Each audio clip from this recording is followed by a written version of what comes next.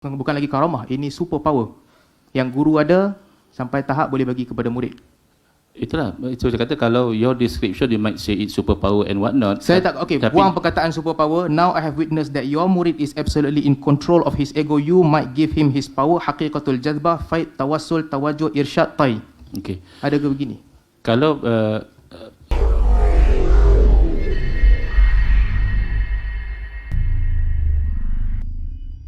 Rabitah, melihat gambar syekh dengan ideologi ini akan beri kepada ini adalah dengan memahami syekh punya pemerhatian, penjagaan, kemudian pergi kepada fana fi syekh, kemudian pergi kepada fana fillah.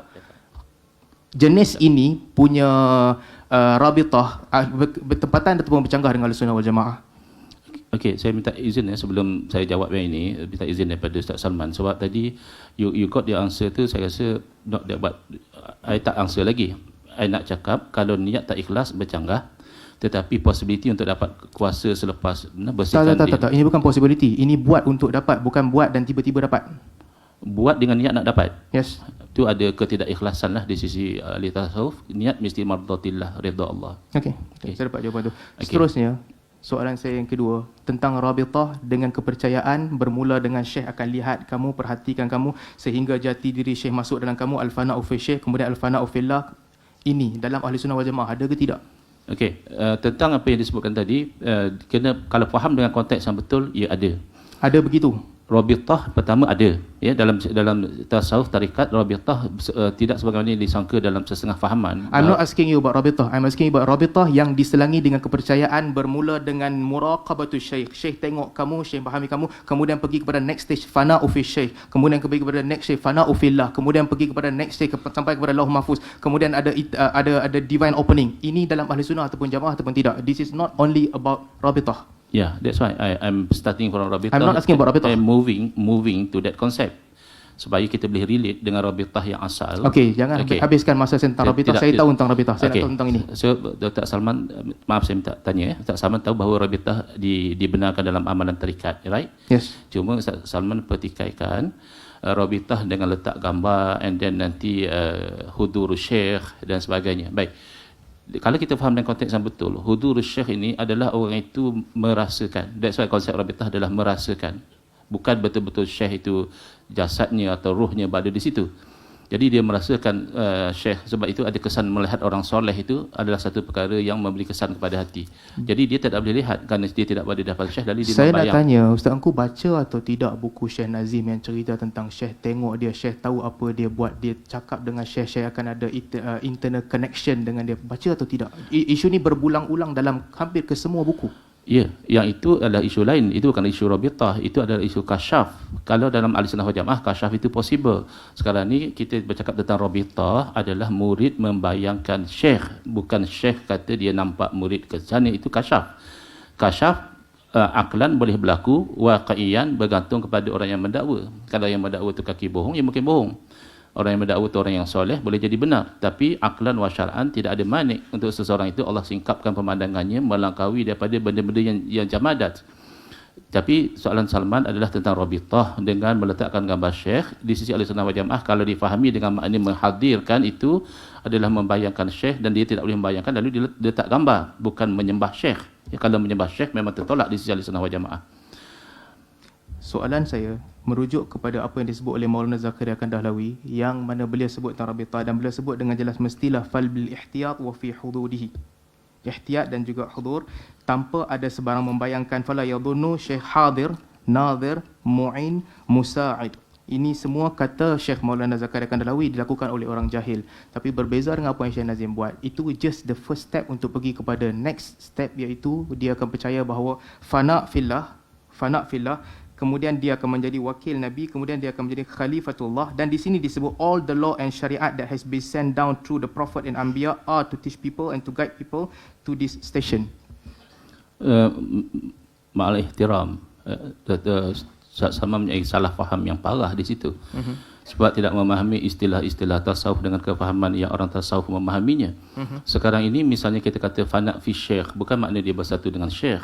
Saya tahu dia bukan bersatu dengan syekh. Maka di sini personality and power of syekh will appear through yourself. So apa masalahnya kita terkesan dengan seseorang yang kita selalu membayangkan dia seperti mana Nabi SAW beritahu, kalau berkawan dengan penjual mis, kalau tidak jadi penjual mis pun dapat bau wanginya.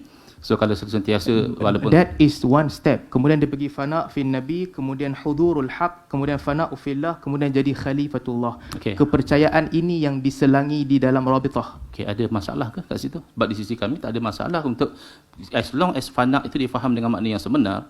Mana fana fi Rasulillah adalah akhlak Rasulullah SAW itu sentiasa kita terjemahkan dalam kelakuan. Itu yang dimaksudkan. Tidak ada orang yang kata fana memang kita binasa. Begitu bukan istilah orang sufi. No, bukan. Okay. Rasulullah will dress you with his spiritual body. Ini dibuat and you will become the representative of Rasulullah. Okay. Itu masalahnya. Bagi kami tidak ada masalah kerana setiap orang yang soleh dia sebenarnya mewakili Nabi SAW dalam Ini tugas-tugas bukan Nabi. tentang orang soleh, ini stage khas yang dicapai oleh mereka melalui itu dakwah latihan. Ustaz Salman. Ini stage khas yang dicapai melalui latihan mereka dalam rabitah. Ya, jadi orang yang telah berlatih melalui proses ia bukan rabitah saja, ia sebab nak berzikir. So dia rabitah ini adalah sebelum berzikir. So bila dia berzikir dan menjadi orang yang soleh, Dan- dia ada stages. okay. Salman yang claim orang Dan yang tidak soleh. ini berbeza dengan pemahaman Syekh Ali Jum'ah tentang rabitah yang dia katakan okey. Okey, berbeza kefahaman tidak bererti sesuatu itu mesti sesat. First of all, lagi pula kalau ikut konteks kita tak ada yang problem. Bila seorang itu rabitah menghadirkan bahawa bayangan Syekh lalu dia berzikir kepada Allah Ta'ala, kemudian dia sentiasa ingat kepada Nabi SAW dan akhlak Nabi tercemar dalam Ini hidup. bukan tentang akhlak, ini tentang pergi ke special power sampai special station melalui rabitah. Sama juga dengan seclusion yang kita sebut tadi, untuk mendapatkan 9 power daripada 6 power daripada seclusion, bukan Special sekadar power untuk is your description. What is written, what we saw there is just stages that somebody might achieve after dia beruzlah dan beribadah. Tak ada pula kita kata oleh kerana jadi representatif Rasulullah dan dia bawa syariat baru. But then representative in the sense of menyampaikan dakwah Nabi, ajaran Nabi, al-ulama warasatul anbiya. Bukan makna pewaris yang sebenar, mewarisi harta benda Nabi. So apa masalah bila dia ada problem? Teks yang disebut tentang seclusion adalah, now I have witnessed the Prophet order di situ, now I have witnessed that your murid is absolutely in control of his ego, you might give him his power. Power ni ada pada guru. Power ni dipasing daripada guru kepada murid. Dan power ni ada 6: haqiqatul jazbah, faid, tawassul, tawajjuh. Ahli sunnah ada ke jenis ni? Karamah. Ini bukan lagi karamah, ini super power. Yang guru ada sampai tahap boleh bagi kepada murid. Itulah, itu saya kata kalau your description you might say it's superpower and what not. Saya tak, okey, buang perkataan superpower. Now I have witnessed that your murid is absolutely in control of his ego. You might give him his power. Haqiqatul jazbah, faid, tawassul, tawajjuh, irsyad, tai. Okey. Ada ke begini? Kalau yang dia dah boleh kontrol ego, itu ada. Ahlussunnah wal Jamaah, satu orang tu dah boleh kawal nafsu dia. So bila dia boleh kawal nafsu dia, kita masih boleh terima dari segi Ahlussunnah wal Jamaah, kita nampak tidak ada halangan akal ataupun syarak bahawa seseorang itu dikurniakan oleh Allah sesuatu kuasa dan Syekh pas kepada murid 6 kuasa khas. itu izin kan. Ayat dia adalah dia mendapat ilham bahawa Rasulullah mengizinkan dia bahawa murid-murid dia ni sudah layak untuk mendapat kelebihan-kelebihan tersebut. So faham saya, kalau Baba boleh nak kalau ada something to say. Tak ada. Baik. Seterusnya,